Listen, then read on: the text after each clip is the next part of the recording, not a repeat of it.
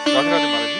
महाराज जी, हमें अक्सर समझ नहीं आता कि कौन सच में हमारी भलाई की भावना रखता है और कौन सिर्फ अपने मतलब से पास आता है। ऐसे में हम कैसे पहचाने कि कौन निष्काम प्रेम करता है, कौन सिर्फ स्वार्थ से जुड़ता है? हम अगर सही मार्ग अपनाना चाहें तो हमें ये सोचना चाहिए कि हमें अच्छा व्यवहार करना है इसके साथ, वो चाहे स्वार्थ से आवे और चाहे हमारे हित की भावना से आवे।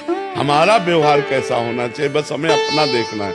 हम परास्त वहां हो जाते हैं जब दूसरों का व्यवहार देखते हैं। दूसरों का व्यवहार देखोगे आप दुखी हो जाओगे। इस संसार का नियम है, आप चाहे जितना हित करो वो पलटकर आपको दुख ही देगा। ये कागज में लिख लो चाहे दिमाग में लिख लो, आप चाहे जितना हित करो किसी का, अवसर आएगा तो पलट के आपको दुख ही देगा। तब आपको लगेगा मैंने इसे इतना सुख दिया और ये हमें दुख दे रहा, तो हम दुखी हो जाएंगे। नहीं, हमको चाहिए कि जो भी हमारे पास आवे हम समझे भगवान का भेजा हुआ है या स्वयं भगवान इस रूप में आए हैं। अब वो हमसे स्वार्थ की बुद्धि करे, छल करे, या निस्वार्थ की बुद्धि निश्चल करे, हमें उचित व्यवहार उसके साथ कर लेना चाहिए, तो हमारी भक्ति पुष्ट हो जाएगी, हमारे भगवान प्रसन्न हो जाएंगे। और अगर हम इस तरह का व्यवहार रखें कि हम दूसरे का हित करते हैं, वो हमारा हित करे, तो मुझे लगता है ऐसा बहुत कम है। ऐसा हृदयों की मायाकृत रचना है।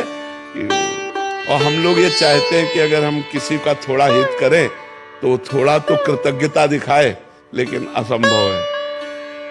असंभव जैसा लगता है, क्योंकि संसार में ऐसा प्रायः आप लोग खुद देख लीजिए, प्रायः ऐसा संसार में है कि यदि आप जिसका अधिक हित करोगे तो वही आपके दुख का कारण बन जाएगा।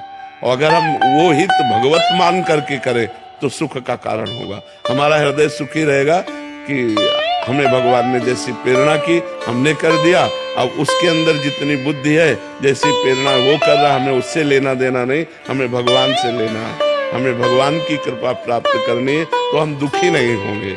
नहीं तो परोपकार करने में प्रवीण से प्रवीण पुरुष को पलट करके दुख ही मिला है। संसार दुख ही देता है। पाए जाग जगत में सब जन कपटी कुटिल कलयुगी टंचु। वो कपट से मिलेगा, वो छल से मिलेगा, वो कलयुग के प्रभाव से प्रभावित होगा, तो आपका हृदय दुखी हो जाएगा कि हमने तो इसका हित किया, ये हमारा अहित कर रहा है। जी।